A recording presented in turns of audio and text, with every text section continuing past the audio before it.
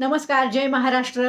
की आपल्या राज्याचे लाडके मुख्यमंत्री आदरणीय देवेंद्र फडणवीस साहेब, आपल्या महाराष्ट्र राज्याचे आदरणीय उपमुख्यमंत्री एकनाथजी शिंदे साहेब, तसंच आपल्या महाराष्ट्र राज्याचे उपमुख्यमंत्री आदरणीय अजितदादा पवार साहेब, आपणास एक हात जोडून कळकळीची विनंती आहे माझ्याकडून आणि महाराष्ट्रातील सर्व लाडक्या बहिणींकडून की आता सध्या नारी शक्ती ॲप बंद आहे, तो ॲप लवकरात लवकर चालू करावा किंवा मग त्याविषयी काहीतरी महिलांना अपडेट द्यावी, कारण बऱ्याच महिलांचे फॉर्म रिजेक्ट झालेले आहेत लाडकी बहीण योजनेसंदर्भामध्ये आणि बऱ्याच महिलांना त्यांच्या फॉर्मचा स्टेटस काय आहे ते पण चेक करता येत नाहीये, कारण नारी शक्ती ॲप सध्या ओपन होत नाही।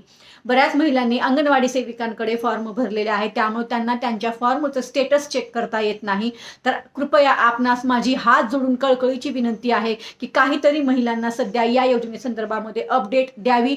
मी हे का बोलत आहे, कारण मी आपल्या मुख्यमंत्री लाडकी बहीण योजनेवर पहिल्या दिवसापासून काम करत आहे आणि याच योजनेच्या अंतर्गत माझ्या व्हॉट्सअप ग्रुपमध्ये जवळपास 650 महिला आता जॉईन आहेत आणि मी हे काम या योजनेवरती माझ्या यूट्यूब मनीषा धुमाळ ऑफिशियल या यूट्यूब चॅनलवरून, तसंच माझ्या फेसबुकच्या माध्यमातून व माझ्या व्हॉट्सअप ग्रुपच्या माध्यमातून मी हे काम करत आपल्या केंद्र सरकारच्या आणि राज्य सरकारच्या बऱ्याचशा योजनांवर माझं काम आहे। तळागाळातल्या संपूर्ण महाराष्ट्रातल्या महिलांना, जेवढ्या महिला माझ्याशी कनेक्ट आहेत त्या सर्व महिलांना मी योजनांवरती मार्गदर्शन करत असते। तसंच मी या मुख्यमंत्री लाडकी बहीण योजनेसंदर्भामध्ये सुद्धा या महिलांसाठी काम करते। काम म्हणजे असं की त्यांना जे काही मार्गदर्शन योजनेच्या अंतर्गत हवं असेल किंवा त्यांना काही अडचणी असतील तर मी या माझ्या यूट्यूब किंवा फेसबुक किंवा माझ्या व्हॉट्सअप ग्रुपच्या माध्यमातून करत असते। तर प्लीज आपणास कृपया करून माझी हात जोडून विनंती आहे की लवकरात लवकर योजनेसंदर्भामध्ये काहीतरी अपडेट देण्यात यावी, कारण महिलांच्या मनामध्ये